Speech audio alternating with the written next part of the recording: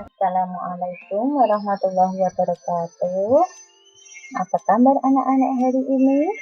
Semoga dalam keadaan sehat dan tetap semangat ya. Alhamdulillah, pada pagi hari ini kita bisa belajar bersama dalam keadaan sehat ya. Dan jangan lupa kalau belajar di rumah kita harus tetap semangat. Kali ini buka bukunya Pendidikan Agama Islam halaman buku modul ya, buku modul halaman 15 sampai 20. Sebelum mulai pelajaran, yuk kita berdoa dulu dengan membaca doa minta kecerdasan. A'udzubillahi minasyaitonirrajim. Bismillahirrahmanirrahim. Allahumma alhimni rushdi wa a'idni min syarri nafsi. Amin ya rabbal alamin. Nah, di sini kita akan belajar tentang akidah anak kedua mengenai ukhuwah Islamiyah. Siapa yang punya teman-teman kayak gini? Siapa yang masih kangen sama teman-temannya?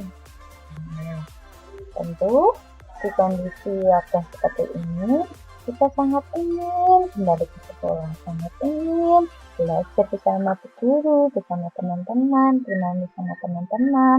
Tapi ini adalah ujian kita untuk bersabar, dan Allah sangat sayang kepada orang yang bersabar ya. Jadi kita bersabar dulu ya.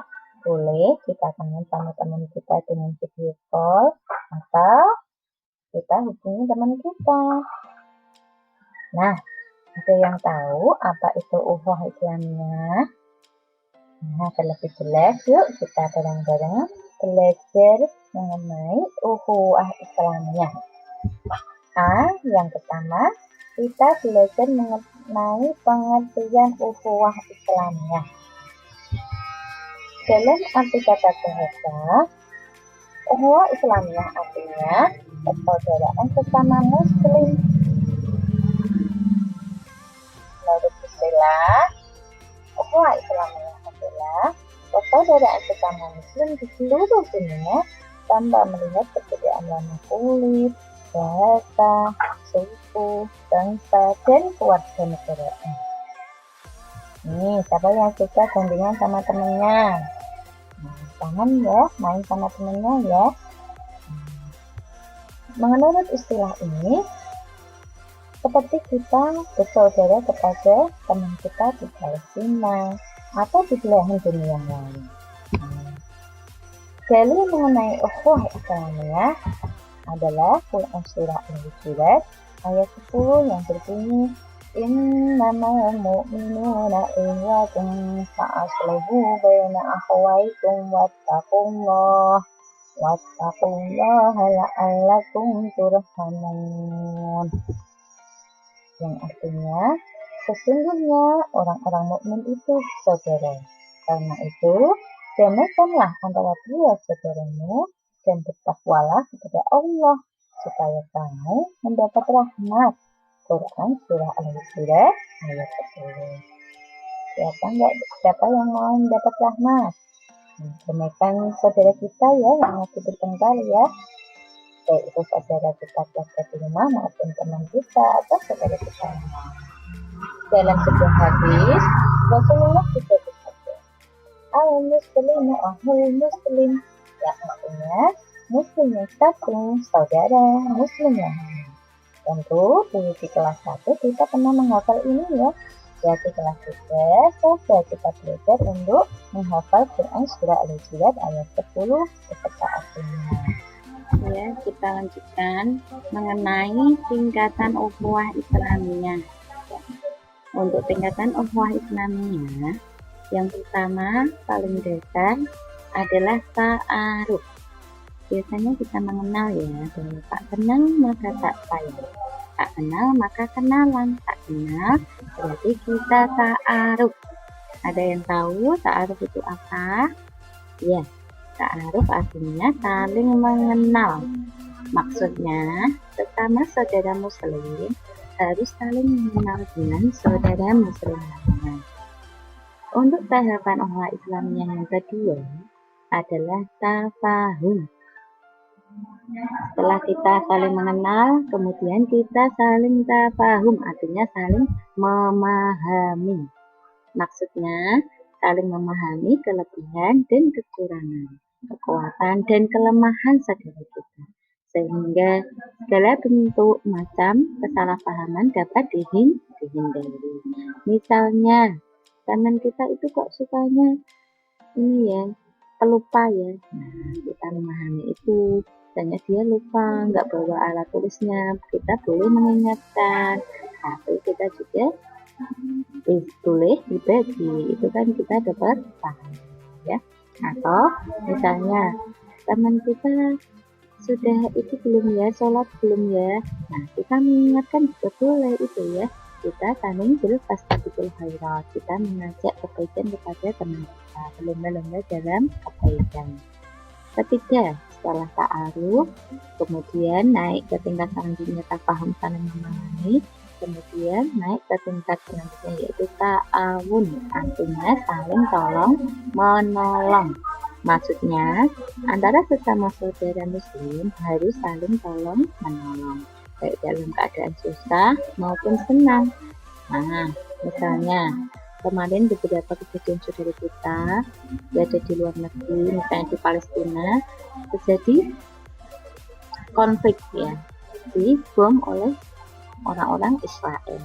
Mereka kekurangan makanan, pakaian, keluarga mereka banyak yang meninggal. Nah, kita sebagai sesama saudara muslim harusnya sedih, mendoakan mereka.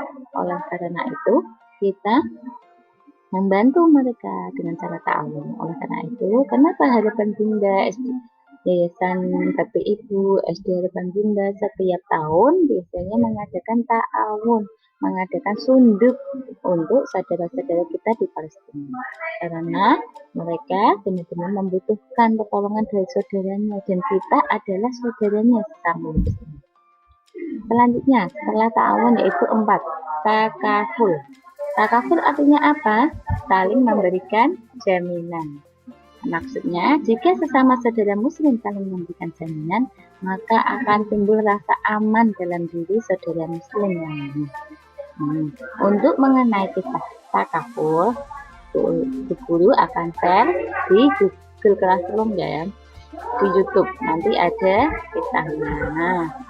Dengan 4 komponen penyangga di atas, maka dalam diri umat Islam akan timbul rasa kasih sayang, cinta, dan tolong-menolong antara sesama. Bahkan, kesadaran Islam diumpamakan sebagai satu tubuh, yang masing-masing di dalam tubuh itu ikut mengusahakan penderitaan bagi tubuh yang lain.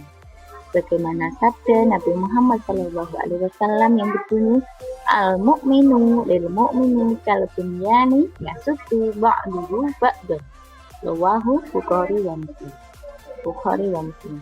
Artinya orang-orang muslim yang satu dengan orang muslim yang lain bagaikan sebuah bangunan yang satu, saling menguatkan bagian yang lainnya. Nah, setelah kita tadi ada 4 tingkatan ukhuwah yang harus kita jaga dan kita tingkatkan, ada juga hal-hal yang merusak ukhuwah Islamiyah yang harus kita hindari. Apa itu? Agar tetap terjaga ukhuwah Islamiyah tetap erat, maka sebagai muslim harus mencegah segala sikap yang dapat merusak ukhuwah Islamiyah, antara lain: pertama, suka mengolok-olok orang lain dengan kata-kata maupun sikap. Ada di sini suka ngolok-ngolok temennya. Yang kedua, mencaci maki orang lain. Yang kedua, mencaci maki orang lain dengan kata-kata hal-hal yang merusak ukhuwah Islamiyah. Agar ukhuwah Islamiyah tetap terjaga dengan erat, maka kita sebagai muslim harus menjaga segala sikap yang dapat merusak ukhuwah Islamiyah. Antara lain, pertama, suka mengolok-olok orang lain dengan kata-kata maupun sikap. Yang kedua, mencaci maki orang lain dengan kata-kata yang menyakitkan. Siapa yang di sini suka ngaci atau ngolok-ngolok temennya? Jangan sampai ya kita menyakiti, karena lidah itu tak betulan. Jadi kita hati-hati. Lidahmu harimaumu. Nah, jangan kita kata-kata yang menyakitkan temannya. Mau enggak dapat dosa dari apa yang kita ucapkan? Jaga lisan kita ya. Yang ketiga, memanggil orang lain dengan gelar atau panggilan yang tidak disukai. Misalnya, temannya dipanggil Dut, sini Dut, atau apa gitu. Kira-kira teman kita marah enggak? Kalau teman kita marah, berarti teman kita tidak suka dengan panggilan itu. Oke? Yang keempat, suudon, suka berburuk sangka. Kita hindari sifat ini, lebih kita kedepankan husnudon, berbaik sangka. Yang kelima, mencari-cari kesalahan orang lain. Kalau kita tidak suka saudara kita, biasanya kita akan mencari-cari kesalahan. Tapi kalau kita lebih menunjukkan sayang kita, cinta kita pada saudara kita, maka kita tidak akan pernah mencari kekurangan, kesalahan dari saudara kita. Yang keenam, ghibah, suka menggunjing.